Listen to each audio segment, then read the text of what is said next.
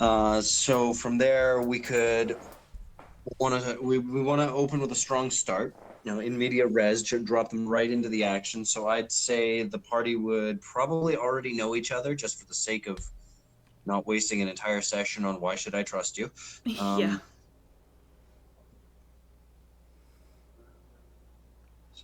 Have them like walking past the village at night and seeing this weird glow around it and hopefully deciding to investigate, and if they decide to push past, then they get attacked by zombies.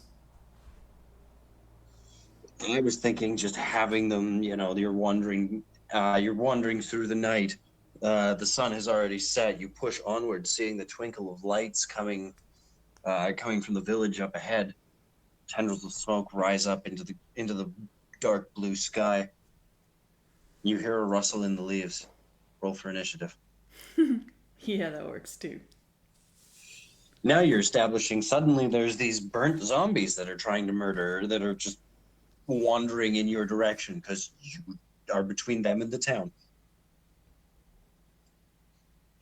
Then the players can get into town and be like, what the hell was that? And they'll be like, oh, yeah, we've been attacked by these zombies for the last week. And the players will be like, Talk, yeah, see ya. I mean, if the players go, yeah, see, it'd be like, all right, well, I guess we're done for the day. And let me know where you want to go, and I'll prepare that instead. Yeah. Part of the social contract is that you have agreed to play what the DM has prepared, because the DM has to put in a lot of time and energy. And this is going to take even more time and energy because now we are trying to co-create this. So we have to like share our thoughts and things. Yeah. But We're both great at no, I think we are, because we start on one topic and then we get onto another topic, and then 6 topics later we figure out what we were talking about the first time. So the cave system, I mean, he could very well have an entire. Now, leave the cave system to be fairly simple. Getting through it isn't that difficult. But then they go through the portal, which takes them to some sort of a fortress. Maybe in the cave system, we should throw a faction of gnolls or something that the party can actually negotiate with, because the gnolls do not like these adventurers, but they like the zombies that keep popping up in the lower chambers even less. So, or the Mm-hmm. players could just fight them to the death, which gnolls are not something you want to go messing around with. Yeah. What is the CR? 1/2. Okay, they're not that bad. That's not too bad, no.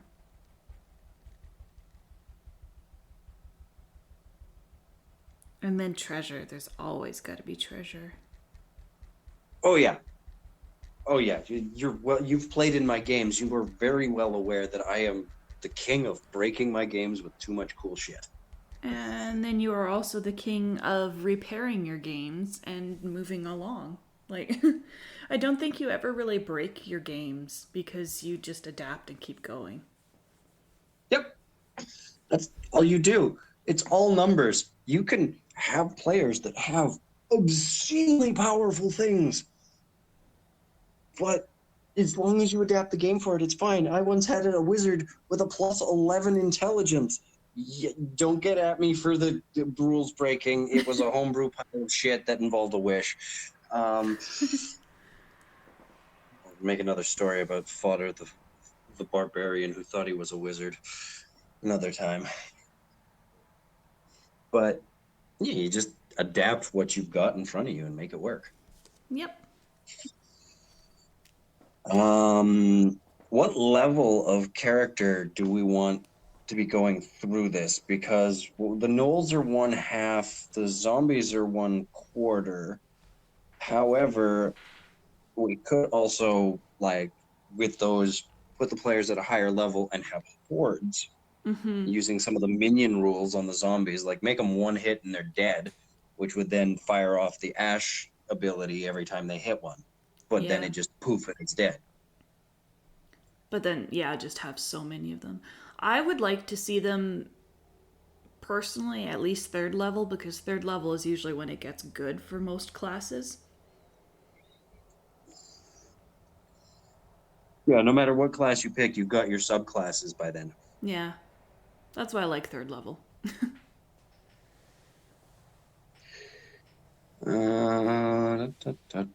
Just looking through some of the higher level undead that are out there. I mean, you start getting into the CR6s, and that gets dangerous. Oh, yeah.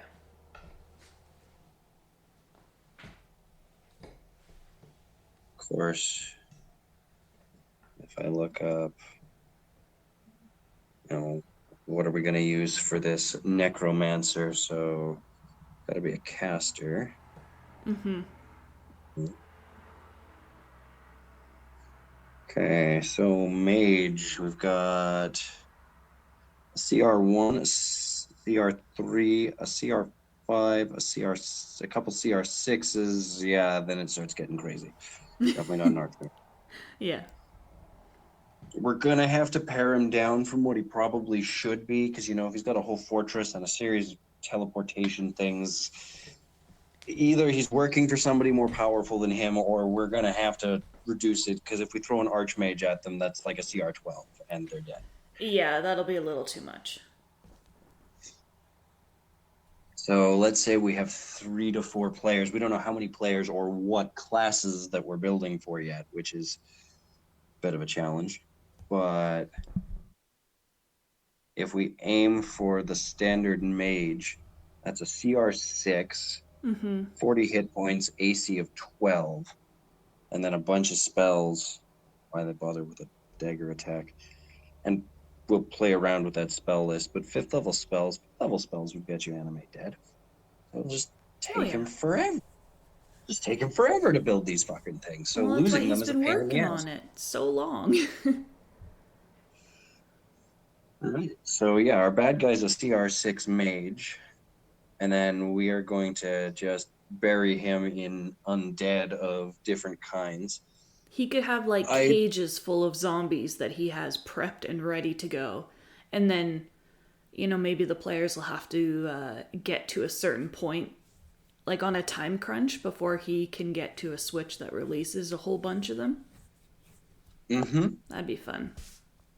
Oh yeah, I'd also like to fill this thing with one of the reasons I want him to be a reasonably powerful bad guy is because I want to fill it with a bunch of traps and things that he would have set up, so that if somebody were if he's smart enough to figure out this level of a plan, he's probably smart enough to think that someone might be crazy enough to come through the portal this way if it's a 2-way portal. Yeah.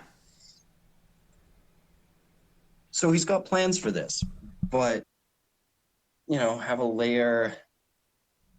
So let's just say session 1, they're coming into town, they get attacked, they get into town, they have a role play session, they're in a safe place. They work their way down through the mine or through the cave system, which may take them 1 or 2 sessions. Like they may have to leave, and come back. I think we should make that a decent size. That should probably be half the dungeon crawl that they're doing. Mm-hmm. We need a social encounter before they go through that portal. We need something that isn't just a meat grinder combat, because once they go through that, it's going to be a lot of traps and puzzles to try and get them killed before they hit another combat phase. What if there was, like maybe the cave system is part of an old mine and they find a miner that has hidden himself away in I don't know, in some kind of hidey hole near where the portal is, where he is safe from the zombies, but maybe he's injured, he can't get out, so that would at least provide them a sort of safe place to get a bit of rest before they go through the portal. Or they can trek themselves out of the cave system into town. Mm-hmm. And they can choose whether or not to take that injured person with them. That's also a possibility. Or they can be bloody fools and just charge straight on through, which is their choice. Hey, fail your perception checks enough and you won't know he's even there. Or they're just like, yeah, I know we're running out of spell slots and none of us have more than half health, but yeah, we can totally walk through this and keep going. Yeah, that All definitely. right. Yeah. All right. So we'll flesh that out a little bit more. Definitely think the cave system should be the larger of the two dungeon crawls, though. I agree. Maybe, yeah. To hell with experience points, and because this is a shorter game, we aim to make the cave system bigger, more confusing, and with multiple factions because factions exist in a cave system. And then at the end of that, when they reach the portal, one way or another, they're like, if they step through the portal or if they go back, they're going to get level 4. That's a good idea. And maybe some fun new toys before they can go through the portal. Potentially. What are some of the bigger undeads that we could throw?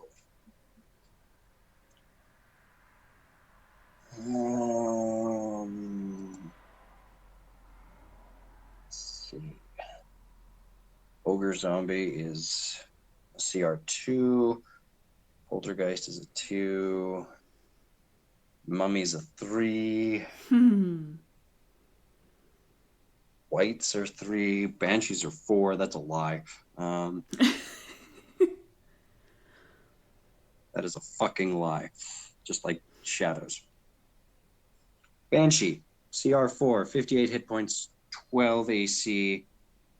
Damage resistance to acid, fire, lightning, thunder, bludgeoning, piercing, and slashing from non-magical weapons. Damage immunities, cold, necrotic, and poison. Condition immunities, charmed, exhaustion, frightened, grappled, paralyzed, petrified, poisoned, prone, restrained. Dark vision 60 feet, passive perception 10. It can detect the life of living creatures up to 5 miles away that aren't undead or constructs. It's got incorporeal movement, so it can just wander through things. Its Corrupting Touch is a +4 to hit and deals 3d6 +2 necrotic damage. And then it has Horrifying Visage. Any non-undead creature within 60 feet of the Banshee that can see her must succeed on a DC 13 Wisdom saving throw or be frightened for 1 minute. But the worst part is the wail that she can only do once per day. But Banshee releases a mournful wail provided that she isn't in sunlight. This wail has no effect on constructs or undead. All other creatures within 30 feet of her that can hear her must make a DC 13 Constitution saving throw. On a failure, a creature drops to 0 hit points. On a success, the creature takes 10 3d6 psychic damage.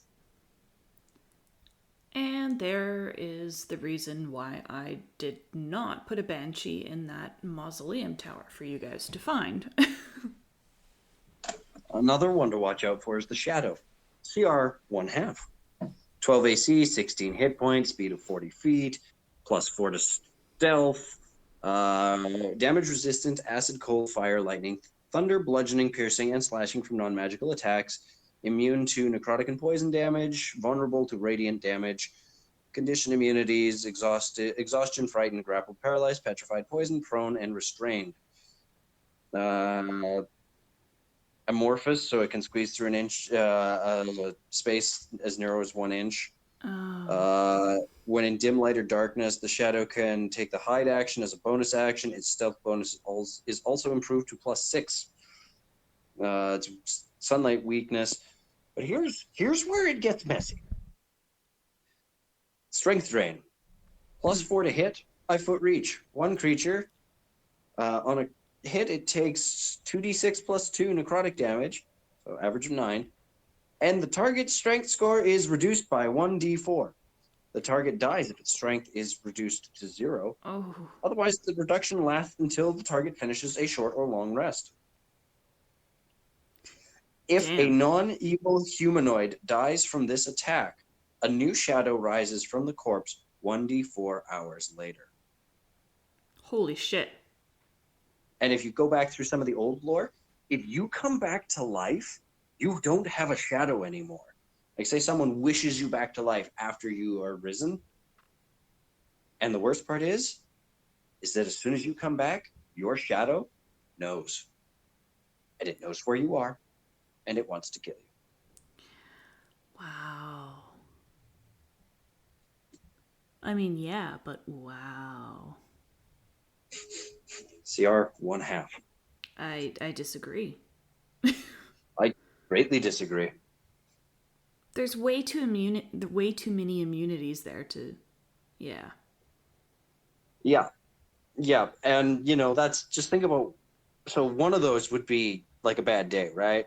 Now Yeah. imagine 4 of them falling on a party. It's only a CR2 fight.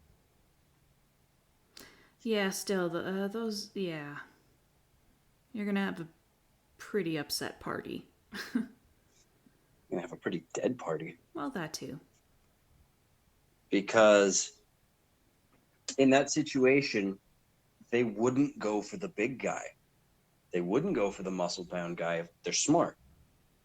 Okay, they have a -2 intelligence, but if they can get their hands on the wizard will die the fastest. That's just logical. Kill the wizard, and then worry about the party as it starts falling apart because they're going to go into a death spiral. But yeah, that could seriously mess up your party. Oh, yeah. Anyway, so we've got 3 to 4 level 3 adventurers. The first bit's going to be a heck of a lot of ash zombies. They're going to be making that save on a regular basis every time they kill one, unless they can start doing it at a range. But we're not going to tell them about that fun little feature until they're actually in there, because their characters would have no fucking clue what they're dealing with. Exactly. That's also what that first encounter outside of the cave system is for. Learning what they Yep. do and what they're up against. Yep. Give them a little preview of what's to come. Then they'll get into town. They'll get given their quest. Maybe they'll bugger around and do some other stuff. Who knows? And then they'll head into the cave system, which, let's assume that we can get through all of that in less than one session. They may start the caves, probably spend another full session on the caves, possibly moving into the third one. Then we have a giant question mark over whether they're going to just leap through the portal or head back into town. My only concern with the plan to give them level 4 is that they will, like, if we give them level 4 as they walk through the portal, then if they didn't stop and rest, then they're being rewarded for being reckless. Yeah. Unless we make that a condition of getting level 4. Oh, that could be. Yeah, because rest. You need to take a long rest. Whether you do that in the cave system or in town is entirely up to you. Town is a hell of a lot safer, because even though you've killed a bunch of the zombies, there's still a chance A, more could come through, or B, somebody else who lives in these caves doesn't like you very much. Mm-hmm.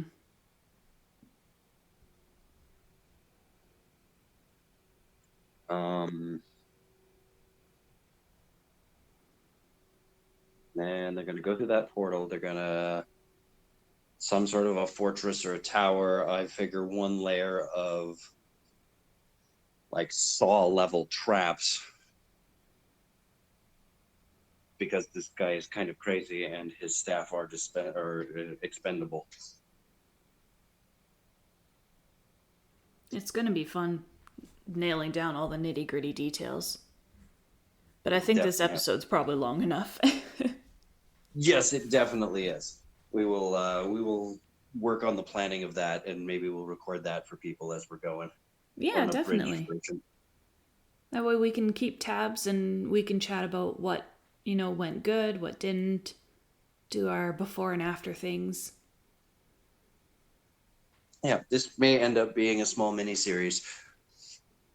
because there's a lot to work out, and I think people could gain beneficial stuff from watching us fumble our way through it. Yeah, it'll be fun. Whether it's a disaster will- or a success, it will be fun. Oh, it will definitely be fun. We may walk away from this going, well, let's never ever do that again, because I actually think you and I are on enough of the same wavelength. We can make this work as smoothly as it possibly can. Yeah. Of course, this also might be about as fun as trying to swallow a cactus whole. So, well, or as easy or as smooth as swallowing a cactus whole, I should say. Anyways, Oh, you yeah. are correct that episode has gone on long enough. So we will wrap this up for now, and we look forward to seeing you all next time. Bye.